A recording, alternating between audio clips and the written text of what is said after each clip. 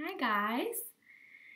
So I teased the other day about doing a video for you guys on what it's like to take antidepressants and other psychiatric medications and the side effects and weight gain, and see if you guys were interested in me discussing my journey with that. And so many of you were. And I was so happy because I've been struggling so much with my weight gain from my medication because of water retention. And this is nothing new. I've been struggling with it for 2 years now, but I'm to the point now where I just can't seem to get the weight off. And I know that that's a very common problem for a lot of people. And that's why I'm going to talk about it, because you guys know that I'm willing to talk about anything that is vulnerable as long as it helps you guys understand that a lot more people are going through the same thing. And I can honestly tell you right here and right now, I got so many messages from people, both with mental disorders and without, who are on antidepressants and no one knows about it, and or they're on it and people know, but people don't even realize like what you have to go through. These psychiatric medications are no joke. They're so serious, and it needs to be talked about because the stigma of medication is absolutely still there. And it takes people like me and people like yourself to help just talk about it. And that is how we work on the stigma, because a lot of people who know me, I'm a very happy-go-lucky person. I'm funny. I'm really fun. I mean, I'm really fun, but I'm pretty fun to just be around. And I have depression, and a lot of people may never even guess that.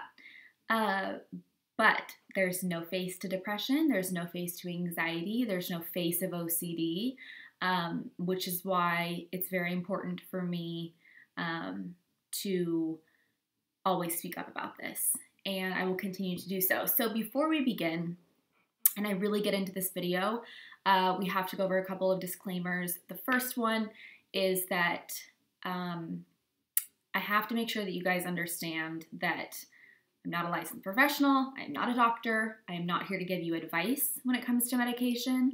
I am only here because I want to tell you guys about my experience. And I say that because I'm part of a lot of online support groups for OCD, and people all the time are writing on there, hey guys, like, what medication should I take for my OCD? How many milligrams should I take? Blah, blah, blah. And then there's like threads of people who are telling them what to do who are not doctors. And that's not okay. I think it's okay to share your experience and to be like, oh, well, I had this experience with Lexapro, and this was my experience with sertraline. This was my experience with Zoloft. I think that's fine. But I don't want anyone to like watch this video and be like, oh, that worked for her, and run to your psychiatrist and your doctor and say, I need to be on this many milligrams and I need to be on this. It just doesn't work that way. This is a 100% personal journey that is between you and your doctor and your psychiatrist. And unfortunately, it's not a one-size-fits-all. I wish that it was just one medication that would work for all of us, but that's just not the case. So a lot of people have comorbid disorders, multiple disorders. Some people just have anxiety, just have depression. I have anxiety, depression, and OCD. So it is what it is.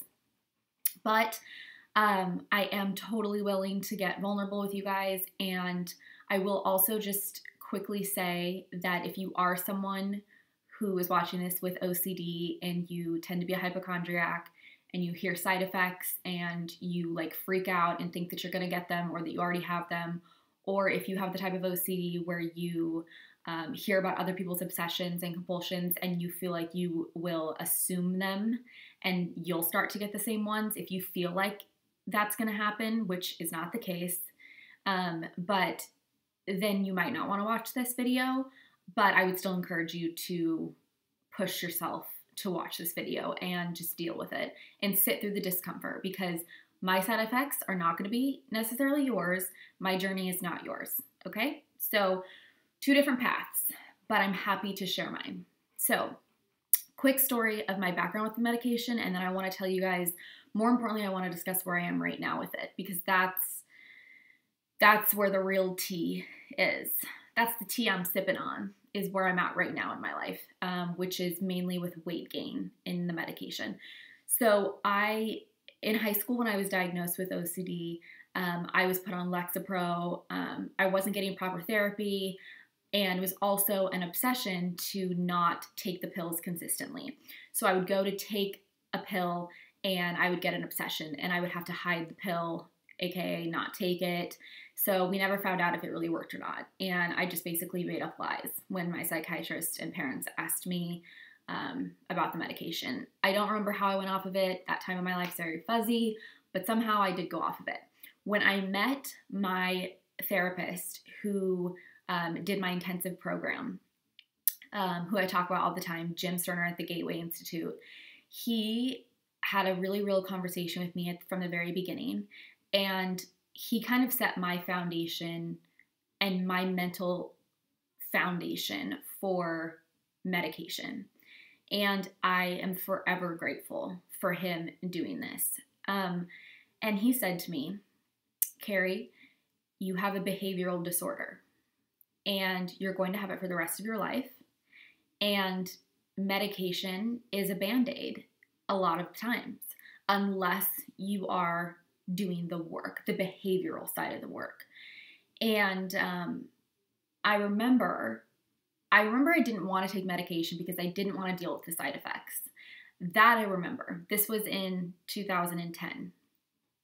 I didn't want to deal with side effects because that happened to correlate with my OCD, and it was just like not going to work.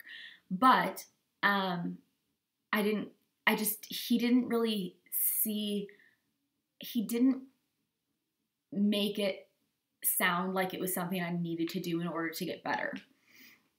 And I really appreciate that, because a lot of doctors will put you on medication and a lot of therapists will put you on medication because it takes the edge off for when you have to do the intensive program, intensive therapy like exposure and response prevention. And I'm so grateful that my therapist didn't do that. He was like, this is how it is. You can go on medication if you want to. I'm saying you can overcome this without taking a medication. And I remember thinking to myself, not only do I not want to take medication, but I didn't even, not that I had some distinct reasoning, but I also thought to myself, if I'm going to live with this for the rest of my life, just me with no armor, then I need to learn how to deal with this, just me without medication. So I went through the entire intensive program in the last 7 years with no medication at all, and literally went into OCD recovery and got to the point where I am today because of just behavioral therapy and no medication. So why am I doing a video on medication? Because I'm on it now, and I'm not on it for OCD actually. I am on Zoloft.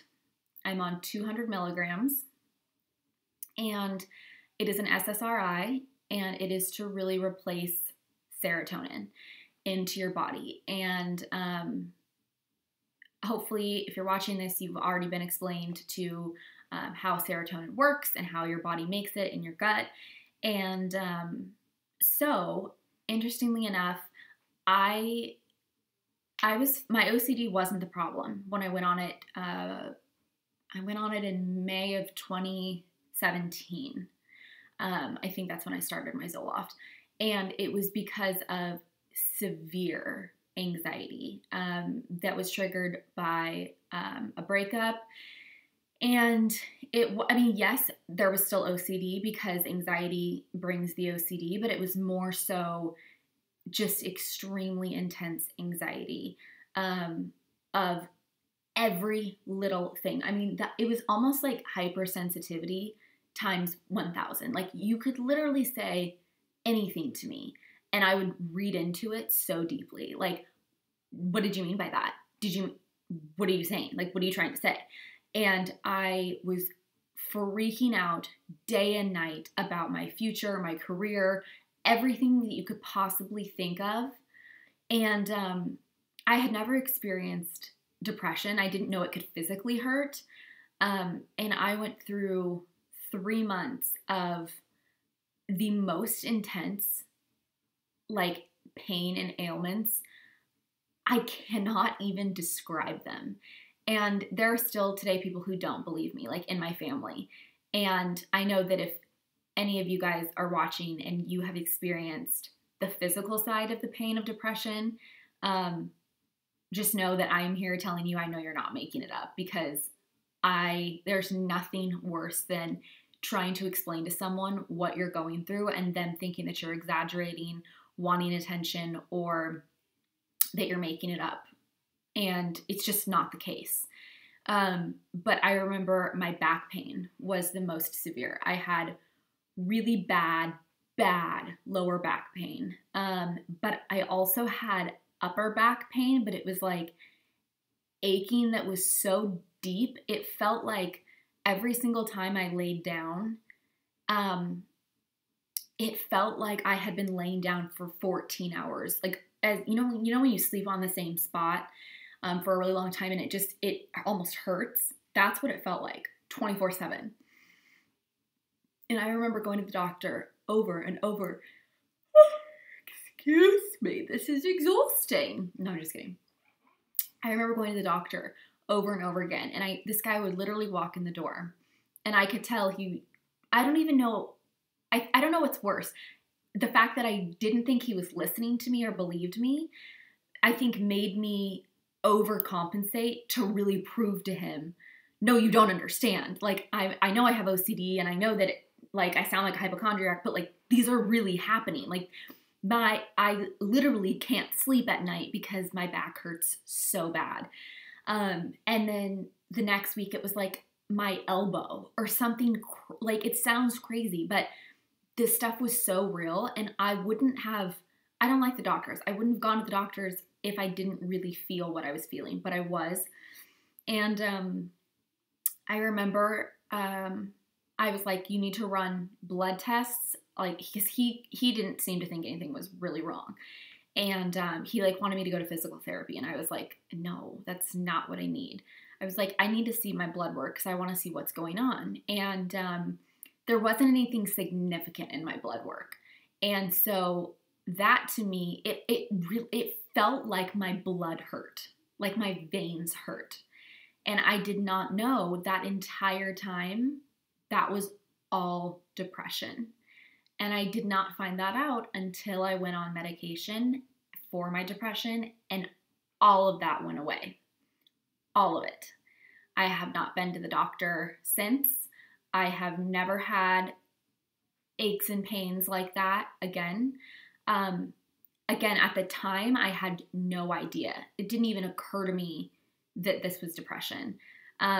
Yes, all of those aches and pains were that real. I was so incredibly depressed that it wasn't even hitting my subconscious or my conscience. It wasn't even hitting my conscience that it was depression. And I'm surprised that my doctor, my general practitioner, I'm surprised that he didn't say anything about it being depression. So anyways, I ended up, because my anxiety was so out of control, I ended up going, I got to a point with my parents where I had moved home, and my parents said, Kerry, if you don't go back to the Gateway Institute and talk to Jim and get some medication or some sort of help, you cannot live here anymore. And my parents had been through the absolute worst of OCD with me, and they never kicked me out. So that kind of gives you an idea of how severe it really was, the anxiety. And I was like picking my parents apart too. If my mom, every time she would go spend money or anything, I would question her, like, as if she was spending my dad's money and like blah, blah, blah. And if my dad did anything, I would just like question him. My brother, my boyfriend and I had broken up, and that was the source of it all. I was questioning everything and everyone. I was driving everyone nuts. There was multiple times where I would be at a restaurant with my father and he would get up and leave me at the restaurant because I was being so paranoid and so ridiculous. And guys, it was the worst time of my life, other than being in the dorms in college when I was completely alone and sick in isolation with OCD. But to be at home and have my parents act that way after having seen me at my worst was a whole different ball game. So I ended up, I wasn't going to go to gym, and I didn't think medication was necessary. I didn't even think about it. And I remember my dad said, get us an appointment, end of story. And my dad does not go to a therapist. Like, he's never even stepped foot into an office. I think he stepped foot into Jim's office one time, and that was when he got the explanation, like the parental explanation of what the intensive therapy program for OCD was, and that's it. He otherwise has no interaction with therapists. And like, my dad sitting on a couch is just across from a therapist, it just does not work. So anyways, my dad was willing to go to this, and that's when I really woke up and was like, oh my gosh, if my dad is coming to this appointment, he is really, really serious.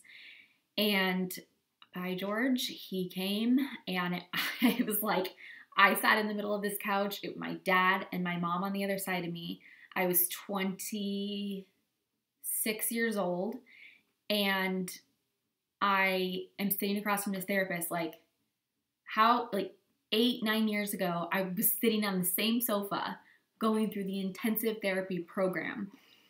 And now I'm back. Like, I'm a mental health advocate. I've written a book. Like, what am I doing here? And it's just a true testament that I'm going to live with all of this for the rest of my life. And it's just about finding a way to continue to manage it. And OCD flares up in all kinds of different ways. And because of my breakup, because I'd never been in a relationship before, that breakup, like, totally threw me so far off of my normality that I was used to. I'd never felt that kind of pain before emotionally inside, and it changed everything and just sent me into a world that I hadn't experienced. I knew how to handle my OCD, but I did not know how to handle this anxiety. So I remember we sat on that couch, and I was like, Jim's not gonna recommend medication. Like, he doesn't even advocate for it. And I remember I was crying. I think everyone was crying in the room, to be honest. And because everyone knew me and my journey and my story up until right now. And it was like, how am I back here for medication? Like, what? And the main question we had that day for Jim was, would medication help? And at that point, I was so lost and confused that I was like, maybe it would. So, but I knew I would trust whatever Jim said. If Jim said go on medication, I would go on it instantly. And so I remember Jim responding to my parents and saying, I think that she should definitely give medication a try. Maybe some sertraline or something like that. And I said, okay, because at that point, I literally didn't know where to turn. I was so miserable. And so he referred us to a psychiatrist down in Newport Beach. And I met with that psychiatrist within a week. And he and I had a 30-minute conversation. And he said, he thought that Zoloft would probably, I thought that Prozac was going to be what he put me on. And for whatever reason, he mentioned Zoloft, and he was open to either one for me, but he did recommend Zoloft. And so I said, I trust whatever it is that you think. And he said OCD patients typically are between 150 milligrams to 200 milligrams. And so he said, you can work your way up to that. Obviously, you want to be on as low, the least amount of milligrams as possible. but, you know, we can work our way up and kind of see how you do along the way. So this is where it gets interesting.